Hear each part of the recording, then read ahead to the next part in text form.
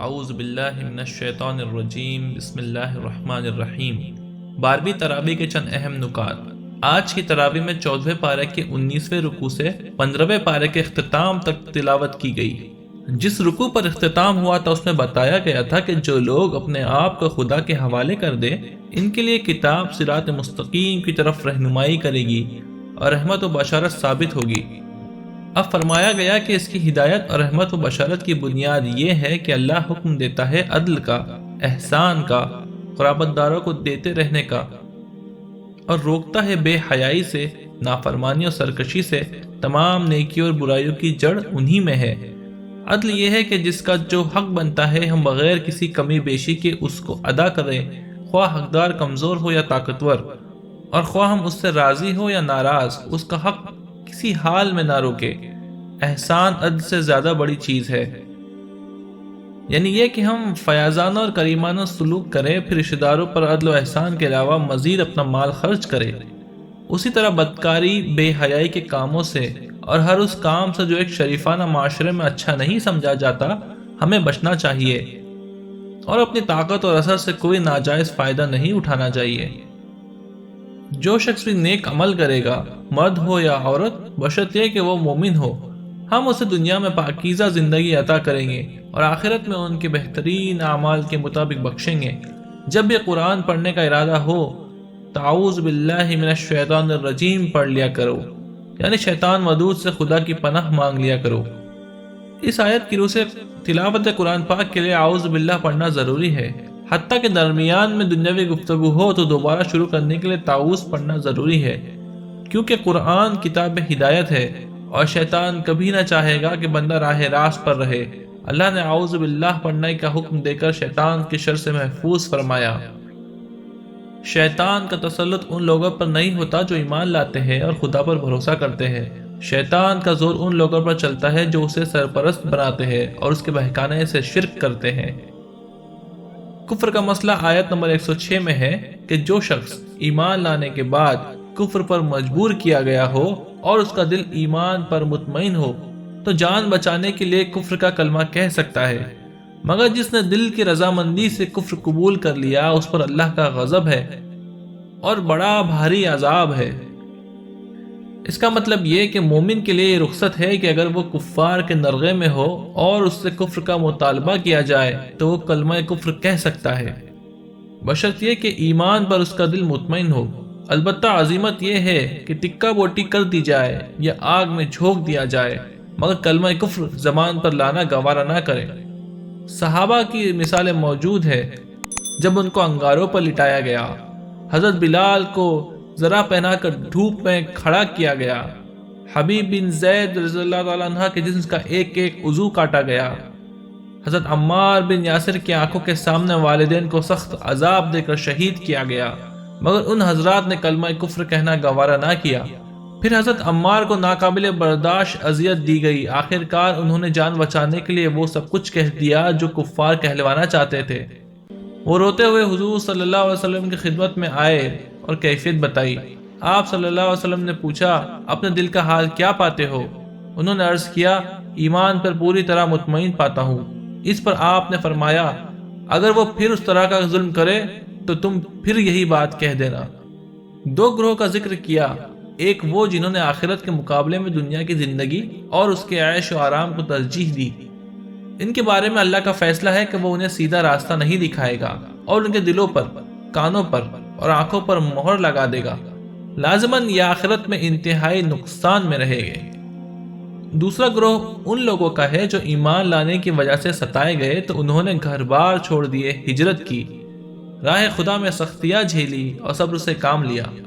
ان کے لیے یقیناً تمہارا رب غفور و رحیم ہے۔ لوگوں کو دین کی طرف بلانے کے لیے ہدایت دی کہ اپنے رب کے راستے کی طرف حکمت اور اچھی نصیحت کے ساتھ دعوت دو، اور بحث کرنا پڑے تو اس طرح بحث کرو جو پسندیدہ ہے۔ بے شک تمہارا رب خوب جانتا ہے کہ کون اس کی راہ سے بھٹکا ہوا ہے اور کون اس کی ہدایت پر ہے۔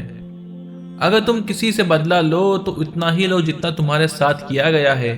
اور اگر تم صبر کر لو تو یہ چیز صبر کرنے والوں کے لیے بہت ہی بہتر ہے۔ اور تمہیں صبر نہیں حاصل ہو سکتا مگر اللہ ہی کے تعلق سے، اور تم ان مخالفین کی حرکتوں سے غم زدہ نہ ہو اور نہ ان کی چالوں سے پریشان ہو۔ یقیناً اللہ ان کے ساتھ ہے جنہوں نے تقوی اختیار کیا اور احسان کے ساتھ کام لیا۔ اس کے بعد سورہ بنی اسرائیل میں انہیں ان کی اپنی تاریخ کی روشنی میں بتایا گیا کہ اگر تم اس غرور میں مبتلا ہو کہ اللہ کے چہیتے اور محبوب ہو تو یہ خود فریبی ہے۔ تمہاری اپنی تاریخ گواہ ہے کہ جب تم نے خدا سے بغاوت کی تو تم پر مار بھی پڑی۔ خدا کی رحمت کے مستحق تم اس وقت ہوئے جب تم نے اصلاح کی راہ اختیار کی۔ ساتھ ہی معراج کے واقعے کو بتا کر مشرکین نے بنی اسرائیل دونوں پر یہ واضح کیا کہ اب مسجد حرام اور مسجد اقصی دونوں امانت تم خائنوں سے چھین کر اسی نبی صلی اللہ علیہ وسلم کے حوالے کرنے کا فیصلہ ہو چکا ہے۔ جس کو سرخرو ہونا ہو وہ اپنی روش بدل کر اس رسول صلی اللہ علیہ وسلم کی ہدایت کے مطابق کر لے، ورنہ اپنی ضد اور سرکشی کے نتائج بھگتنے کے لیے تیار ہو جائے۔ اسی ضمن میں اخلاق و تمدن کے دو بڑے بڑے اصول بیان کیے جن پر زندگی کے نظام کو قائم کرنے کے لیے محمد صلی اللہ علیہ وسلم کو یہ آخری کتاب دی گئی۔ گویا یہ اسلام کا منشور ہے جسے مدینہ میں اسلامی ریاست قائم کرنے سے 1 سال پہلے سب کے سامنے پیش کر دیا گیا، کفار مکہ کے سامنے بھی اور اہل کتاب کے سامنے بھی، اور اب تمام انسانوں کے لیے قیامت تک یہی منشور کافی ہے۔ فرمایا،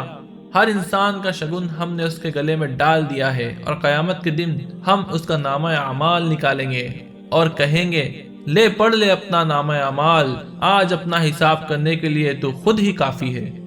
جو سیدھی راہ پر ہوگا اس کا فائدہ اسی کو ہوگا، جو گمراہ ہوگا اس کا وبال اسی پر ہوگا، کوئی کسی کا بوجھ نہ اٹھائے گا۔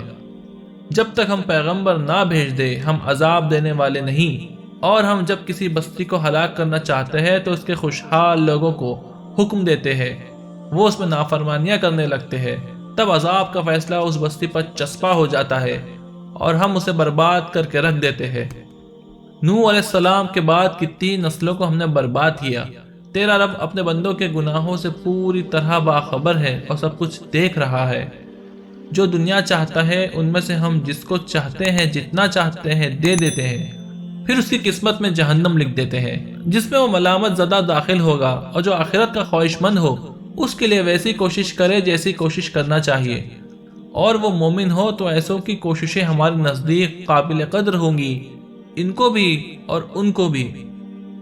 یہ تیرے رب کا عطیہ ہے، کوئی اسے روکنے والا نہیں، مگر دیکھ لو دنیا ہی میں ہم نے ایک گروہ کو دوسرے پر کیسی فضیلت دے رکھی ہے، اور آخرت میں اس کے درجے اور بھی زیادہ ہوں گے اور فضیلت بھی بڑھ چڑھ کر ہوگی۔ خدا کے ساتھ کسی اور کو معبود نہ بنائیے ورنہ ملامت زدہ بے یار و مددگار بن کر بیٹھے رہ جائیں گے۔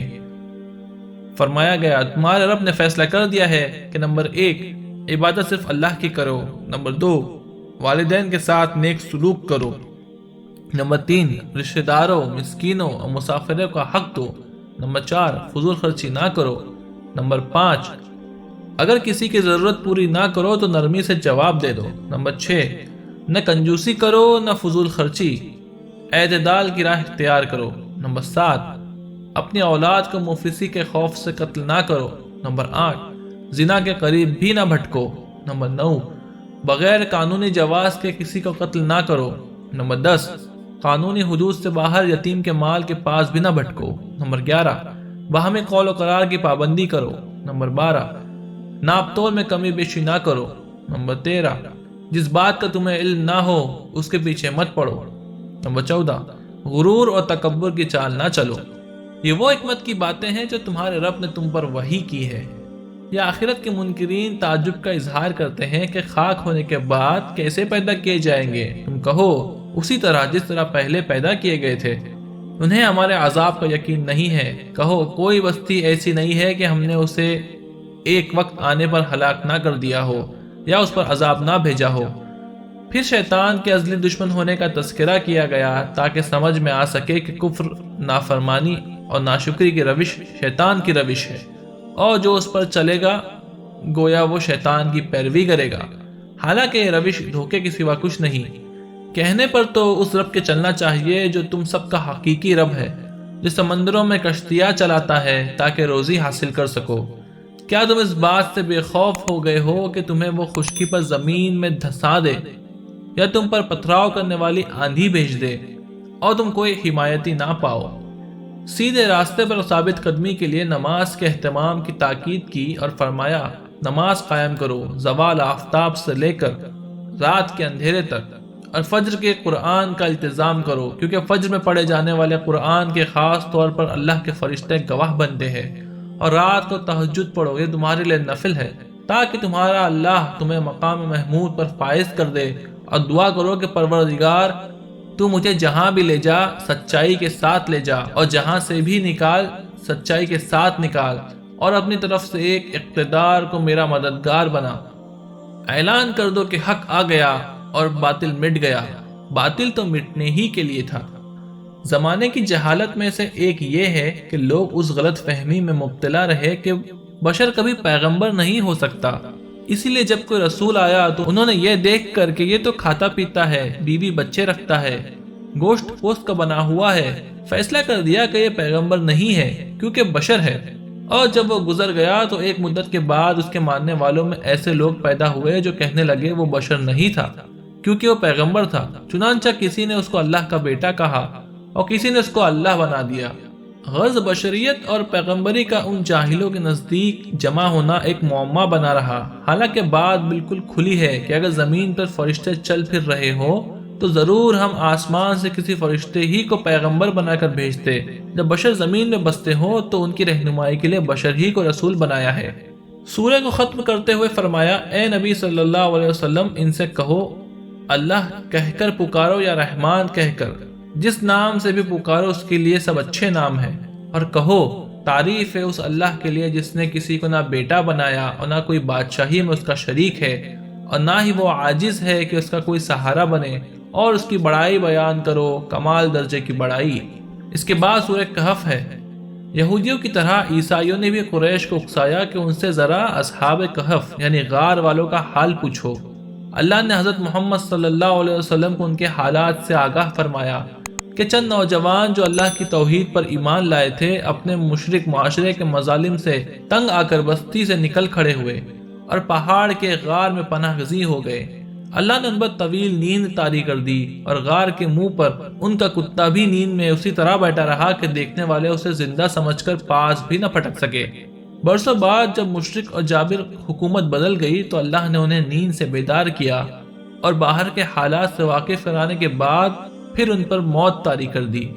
اس واقعے کے آئینے میں اللہ نے نبی صلی اللہ علیہ وسلم اور آپ کے صحابہ کو دکھا دیا کہ تم اس وقت دعوت کے جس مرحلے میں ہو یہ مرحلہ اصحاب کہف کو بھی پیش آیا تھا۔ اگر تم صبر کے ساتھ اسی راستے پر چلتے رہے تو اللہ تمہارے لیے بھی اسی طرح کا راستہ نکالے گا جس طرح ان کے لیے نکالا تھا۔ اللہ اپنی راہ میں چلنے والوں کو کبھی ضائع نہیں کرتا۔ نبی صلی اللہ علیہ وسلم کو اس موقع پر توجہ دلائی کہ ان دنیا کے لالچی لوگوں کے مقابلے میں اپنے غریب و نادار ساتھیوں کی طرف زیادہ توجہ دیجیے جو اگرچہ دنیا کی دولت سے محروم ہے مگر ایمان کی دولت سے مالا مال ہے۔ دن رات اللہ کی یاد میں اور اس دین کی دعوت میں سرگرم رہے۔ جو لوگ اسی دنیا کی کامیابی کو اصل کامیابی سمجھ بیٹھے ہیں انہیں کھیتی کے لہلہانے اور آخر میں سوکھ کر بھوسا بن جانے کی مثال کے ذریعے سمجھایا کہ دنیا اور اس کی بہاریں چند دن کی ہے، ان میں سے کوئی چیز ساتھ جانے والی نہیں، ساتھ تو صرف ایمان اور نیک اعمال جائیں گے، تو اس سرمایہ کو جمع کرنے کی فکر کرو۔ یہاں 12ویں تراویح کا بیان ختم ہوا۔ اللہ تعالی ہم سب کو قرآن پڑھنے، اس کو سمجھنے اور اس پر عمل کرنے کی توفیق عطا فرمائے۔ اللہ اس کی برکتوں سے ہمارا شہر، ملک اور عالم اسلام کے حالات تبدیل فرمائے۔ آمین یا رب العالمین۔